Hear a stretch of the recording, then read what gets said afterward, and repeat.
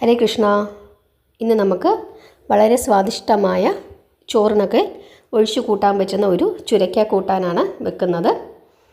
കൽച്ചട്ടി അടുപ്പേ വെച്ചു, മഞ്ഞൾപ്പൊടി ചേർത്തു, വെള്ളം ഒഴിച്ചു, അതിലേക്ക് മഞ്ഞൾപ്പൊടി ചേർത്തു, മുളക് പൊടി ചേർത്തു.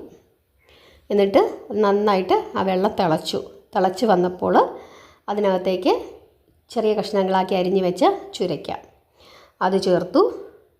പിന്നെ പച്ചമുളക്, 2 തണ്ട് കറിവേപ്പില, അതുപോലെ തന്നെ ചെറിയ കഷ്ണം തക്കാളി, പുളിക്ക് ആവശ്യമുള്ള തക്കാളി, അതും കൂടെ ചേർത്ത് അടച്ചു വെച്ചു. വേവട്ടെ അതവിടെ ഇരുന്ന്.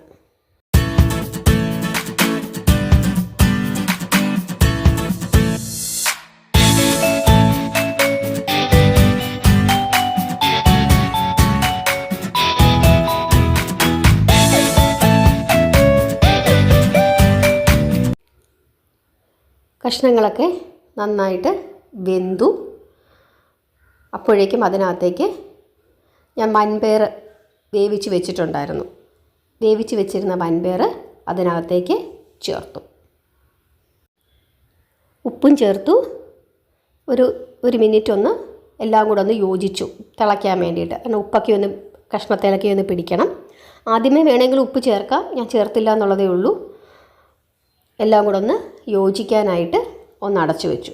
ഒന്ന് തിളച്ച് ഇതെല്ലാം കൂടെ യോജിച്ച് വന്നപ്പോഴേക്കും അതിലേക്ക് അരപ്പ് ഒഴിക്കണം.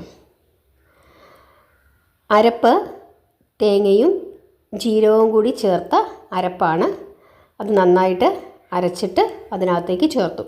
എന്നിട്ട് ഇത് നന്നായിട്ട് തിളച്ചിട്ട് ഇതിൻ്റെ പച്ചമണമൊക്കെ മാറണം. മാറിയതിന് ശേഷം കടുക് വറുത്ത് ചേർക്കുക. കടുക് വറക്കുമ്പോൾ കടുകും വറ്റൽമുളകും കറിവേപ്പിലയും ചേർക്കുന്നതിൻ്റെ കൂട്ടത്തിൽ ഒരു നുള്ളു മഞ്ഞൾപ്പൊടിയും കൂടെ ചേർക്കണം ആ എണ്ണയ്ക്കകത്തോട്ട്.